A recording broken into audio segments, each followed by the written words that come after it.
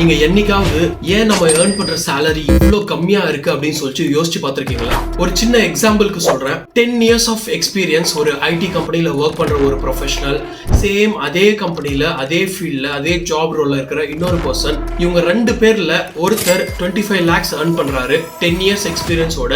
Same அதே இன்னொரு person 50 lakhs and above earn பண்றாரு. ஸோ இதுக்கான ரீசன் என்ன?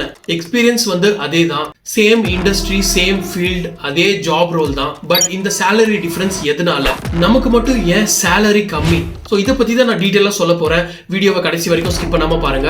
ஆனா அதுக்கு முன்னாடி உங்களுக்கு இந்த மாதிரி job tips, interview preparation, IT and health care related career guidance வேணும் அப்படின்னா நம்ம சேனல் அஜய்ஸ் HR Insight மறக்காம ஃபாலோ பண்ணிக்கோங்க. so that you won't miss the updates. Let's get into the topic.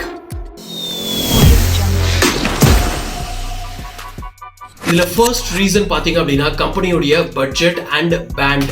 So most of the companies பாத்தீங்க அப்படின்னா அவங்க ஒரு பொசிஷனுக்குமே salary pant with, இதுக்கு இவ்வளவுதான் பட்ஜெட். ஒரு என்ட்ரி லெவல் ரோல்னா இதுதான் சேலரி, ஒரு மிட் லெவல் பொசிஷன்னா இவ்வளோ சேலரி, சீனியர் லெவல் பொசிஷன் அப்படின்னா இவ்வளோ சேலரி அப்படின்னு சொல்லிட்டு ஒரு பேண்ட் வித், அந்த ஒரு பேரிட்டி வச்சிருப்பாங்க. அந்த பட்ஜெட்டுக்கு மேல போச்சு கேண்டிடேட்டோட சேலரி எக்ஸ்பெக்டேஷன் அப்படின்னாலும், ஈவன் நீங்க எவ்வளவுதான் இன்டர்வியூல நல்லா பெர்ஃபார்ம் பண்ணி ஹைலி ஸ்கில்டா இருந்தாலுமே உங்களுடைய கேண்டிடேட்ஸை ட்ராப் பண்ணிடுவாங்க. ஏன்னா கம்பெனிஸ் அவங்களுடைய அந்த இன்டர்னல் பேரிட்டியை மெயின்டைன் பண்ணணும். So this is one of the important parameters fixing your salary range.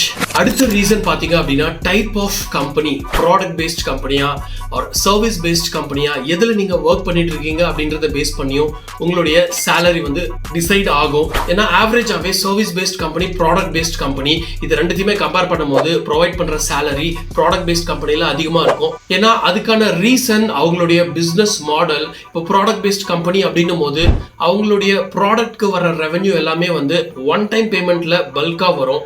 But அதுவே சர்வீஸ் பேஸ்ட் கம்பெனி அப்படின்னா கிளைண்ட்டுக்கு மந்த் ஆன் மந்த் பில்லிங் மாடல்ல ஒர்க் பண்ணுவாங்க.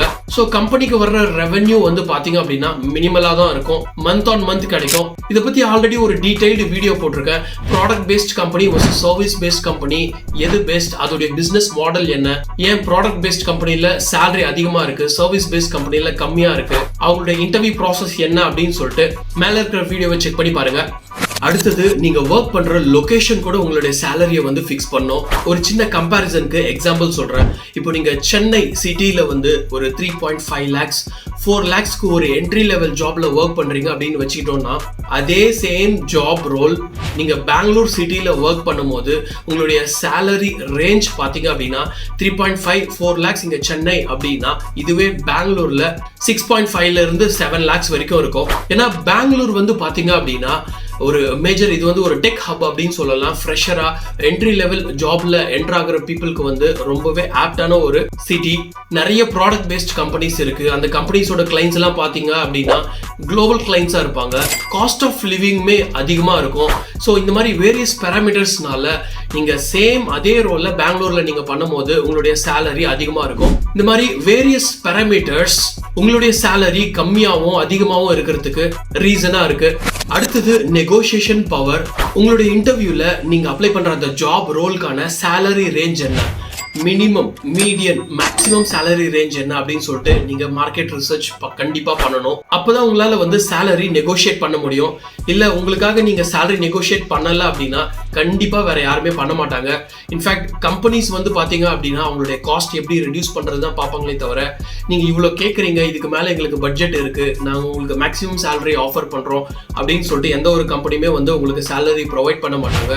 முடிஞ்ச அளவுக்கு உங்களுடைய ஆஃபர், உங்களுடைய ஜாப் ரோலுக்கு நீங்க தான் நெகோஷியேட் பண்ணணும் சேலரி. அண்ட் இதை பத்தியுமே நான் டீடைல்டு வீடியோ போட்டிருக்கேன், how to negotiate your salary அப்படின்னு சொல்லிட்டு. வீடியோவோட எண்ட் கார்ட்ல இந்த வீடியோவை நான் கொடுக்குறேன், செக் பண்ணி பாருங்க. அடுத்தது கரியர் ஸ்விட்ச் அண்ட் டைமிங்ஸ். நீங்க ஒரே கம்பெனில லாங் இயர்ஸ் நீங்க ஒர்க் பண்ணிட்டு மினிமல் ஹைக் வாங்கிட்டு இருந்தீங்க அப்படின்னாலுமே உங்களுடைய சேலரி கம்மியா இருக்கும். ஸோ ஸ்மார்ட் பீப்புள் என்ன பண்ணுவாங்க அப்படின்னா கரெக்டா டைம் பார்த்துக்கிட்டே இருப்பாங்க. ஆக்டிவா ஜாப் சர்ச் பண்ணல அப்படின்னாலுமே வெளியில இன்டர்வியூஸ் அட்டன் பண்ணிட்டே இருப்பாங்க.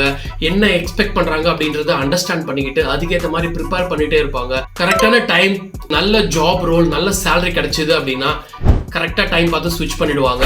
அதுக்காக நீங்க ஒர்க் பண்ற இடத்துல வந்து வேற ஜாப்க்கு ஸ்விட்ச் ஆகுங்க அப்படின்னு நான் டைரக்டா சொல்லல. அதுக்குன்னு சொல்லிட்டு டைம் இருக்கு. ஸ்ட்ராட்டஜிக்கா நீங்க உங்களுடைய ஜாபை வந்து நீங்க ஸ்விட்ச் பண்ணணும். ஸோ நீங்க வந்து கரியர் ஸ்விட்ச் பண்ணாம இருக்கிறதுனாலுமே வந்து பாத்தீங்க அப்படின்னா உங்களுடைய சேலரி கம்மியா இருக்கலாம்.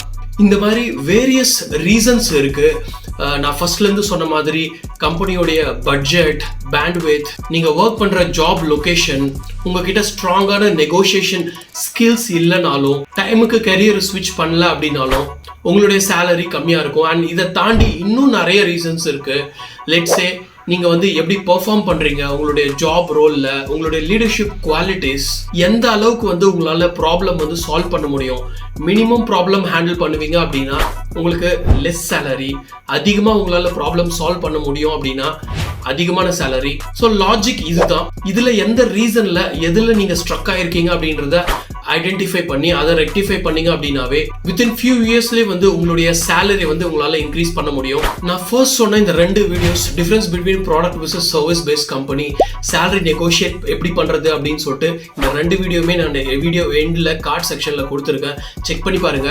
That's it for today. இந்த மாதிரி இன்னும் நிறைய யூஸ்ஃபுல் வீடியோஸ் வந்து நம்ம சேனல் பிளேலிஸ்ட்ல இருக்கு. ரெஸ்யூம் எப்படி ப்ரிப்பேர் பண்றது, interview related tips, high paying jobs, IT and health care related jobs, medical coding jobs, check பண்ணி பாருங்க. வீடியோ பிடிச்சிருந்தா லைக் பண்ணுங்க. Time to sign off. Stay tune until I catch up in the next video.